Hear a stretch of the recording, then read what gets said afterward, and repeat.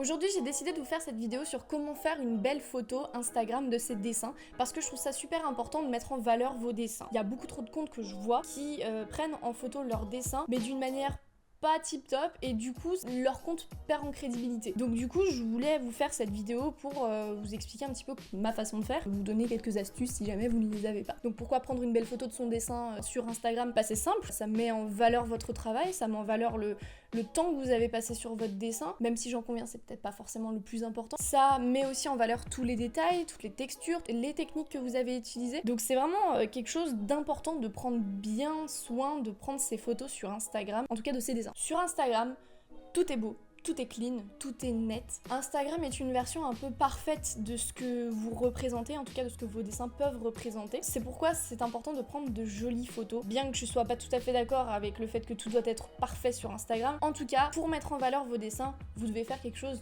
de parfait. Donc cette petite intro est finie et maintenant je vais passer au conseil. Donc pour prendre une belle photo sur Instagram, vous avez besoin de plusieurs choses. Déjà de 1, votre dessin qui est fini. Vous avez besoin de trouver un endroit clean, c'est-à-dire un endroit où il y a rien, quoi, il n'y a pas de bazar, un endroit que vous avez rangé. Comme c'est très le bordel dans mon appartement, mon bureau est souvent en bordel, donc il est souvent comme ça. Et j'essaye de m'arranger pour que enfin voilà, j'essaye de le ranger un petit peu, faire un petit peu de place, pour prendre en photo mes dessins correctement. Vous avez besoin d'une source de lumière. Une source de lumière, j'entends, si possible, naturelle, parce que ça vous donnera le meilleur effet sur la photo. Et en fait non, ça va même pas vous donner le meilleur effet, ça va juste vous donner une photo de meilleure qualité. Les photos qui sont de meilleure qualité sont les photos prises en plein jour. Ouais, en plein jour, c'est déjà pas mal. Donc voici une photo prise avec une source de lumière naturelle. Non, je pète pas mon décor tout de suite. Une photo prise avec une source de lumière naturelle. Et juste en dessous, une photo prise avec une source de lumière, bah naturelle aussi, mais dans l'ombre quoi. Enfin, c'est pas tout à fait net. Et bien sûr, ce qu'il ne faut absolument pas faire, je dis bien absolument pas faire, c'est prendre une photo avec votre flash. Parce que ça va être dégueulasse en fait, hein, tout simplement. Là, vous avez une autre photo prise avec un flash. Voilà, je vous laisse admirer la qualité dégueu. En fait, c'est pas tellement la qualité qui est dégueu, mais c'est juste que ça va beaucoup pixeliser votre image et tous les détails, toutes les couleurs vont passer à la trappe. Si vous venez de terminer votre dessin, il est tard, d'accord, il est 23h, je ne sais pas pourquoi 23h, mais 23h ça me semble être une bonne heure pour dessiner. Vous attendez le lendemain pour prendre la photo. Évidemment, vous n'allez pas prendre une photo en plein dans le noir dans votre chambre avec la lumière de votre, vous savez, là, de votre lampe de bureau, quoi. C'est là, non, c'est pas possible. Bien évidemment, une autre chose qui est assez importante, c'est le cadrage. Donc pour ça, moi je conseille directement de prendre en photo avec, vous savez, l'appareil photo d'Instagram, donc le carré, parce que ça vous donnera déjà une bonne idée de comment va ressortir votre dessin. Évidemment, si votre dessin est trop grand, je ne vous conseillerais que de faire soit 2 publications.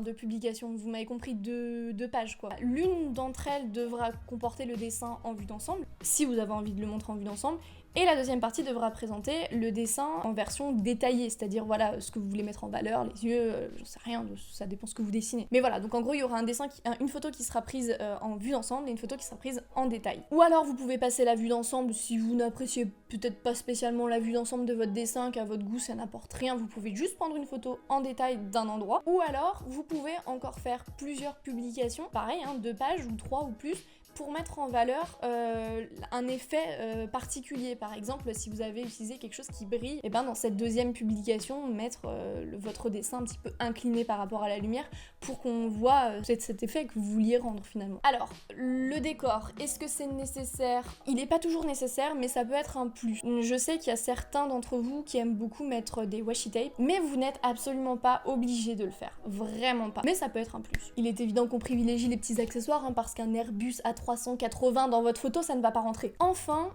arrive le moment de faire les modifications sur votre publication. Il y a beaucoup d'entre vous qui sont réfractaires à ça parce qu'ils disent « Ouais, mais en gros, tu modifies ton dessin. » Oui, mais pas du tout. En fait, tu modifies pas ton dessin, tu le mets juste en valeur. C'est comme le push-up, tu triches pas, mais tu mets juste en valeur ta poitrine. C'est pareil. Donc en gros, vous allez utiliser la fonction modifier et vous allez utiliser la fonction ajuster. Donc cette fonction ajuster, elle va vous permettre de recadrer vraiment votre dessin si le premier jet n'était pas cool mais que la luminosité était bien par exemple. Et ben ça peut vous permettre de recadrer vraiment votre dessin comme il faut. Ça c'est cool. Pour le reste, en ce qui concerne la luminosité, la saturation, les contrastes, tout ça, il faut absolument que ça rentre en compte dans ce que vous voulez rendre au niveau de votre dessin. Si vous voulez faire quelque chose de plutôt cute, voilà, bah vous allez mettre un petit peu de luminosité, un petit peu de contraste, voilà, pour simplement faire ressortir les couleurs. S'il n'y a pas de couleurs, vous vous démerdez. En tout cas, là, je vous donne un exemple de ce que j'ai fait avec le dernier... Je crois que c'est pas le dernier dessin, mais un de mes derniers dessins que j'ai posté sur Instagram. Donc je vous montre un petit peu les modifications que j'ai fait sur ce dessin. L'avant-après est plutôt pas mal. Ça met bien en valeur votre dessin sans pour autant le dénaturer complètement. Après, ça peut être un outil aussi pour faire des effets. C'est-à-dire ça peut dénaturer complètement un dessin. Mais c'est l'effet voulu. Et ça, c'est pas forcément mal. Hein. C'est pas parce que vous avez fait un simple dessin en noir et blanc et que sur Instagram, il ressort de toutes les couleurs et tout, parce que ça veut dire que c'est un faux dessin quoi. Ça s'appelle juste des outils informatiques. Évidemment ce sont des conseils pour des dessins au traditionnel, mais si vous êtes amateur de digi comme je le suis, vous pouvez aussi poster vos dessins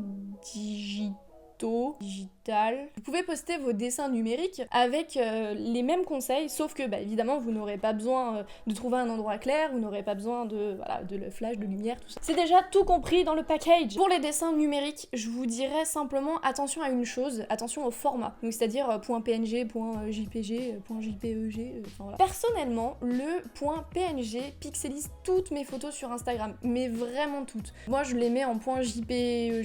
Je sais que certains vont être offusqué, mais c'est le seul moyen pour que ça ne pixelise pas tous mes dessins sur Instagram. Faites aussi attention au cadrage, et là, le conseil que je vous ai dit tout à l'heure de 1 ou 2 publications ne va jamais être aussi vrai que ça. Parce que vous allez avoir... En fait, votre dessin, il va forcément pas fit complètement le cadre d'Instagram, le format d'Instagram. Donc là, je vous conseillerais toujours d'en faire 2 ou 1 si vous voulez teaser un petit peu, genre pas montrer le dessin en entier. Personnellement, c'est ce que je fais, ça marche plutôt bien parce que au digital, ce qu'on aime, ce qu'on apprécie, ce sont les détails. Donc, enfin, personnellement, après, je ne sais pas vous, moi c'est ça. Donc en gros, il va falloir faire une publication avec votre dessin en entier et une autre publication avec votre dessin... avec les détails de votre dessin ou une partie intéressante que vous voulez montrer. Généralement, je recommande de pas faire plus de 3 photos parce qu'après, ça va vite très chiant de défiler en fait. Moi je fais 3 photos grand max, 4, 5, 6 plus il y a tuto, mais généralement il n'y a pas tuto. Et n'oubliez pas non plus de modifier votre dessin. Voilà, pareil, de venir apporter un petit peu de contraste, de luminosité, tout ça. Même si ce que vous avez fait de base à la tablette vous plaît, vous pouvez tester. Il n'y a pas... Voilà, ça coûte rien de tester. Voilà, juste ça. Merci d'avoir regardé cette vidéo. J'espère vous en avoir un peu plus appris sur comment prendre une jolie photo sur Instagram de vos dessins. Et vous n'imaginez pas à quel point je galère pour tourner cette vidéo. Donc là, je suis derrière mon lit, ce qui est pathétique. Sur ce, on va se laisser. Je me casse. Ciao.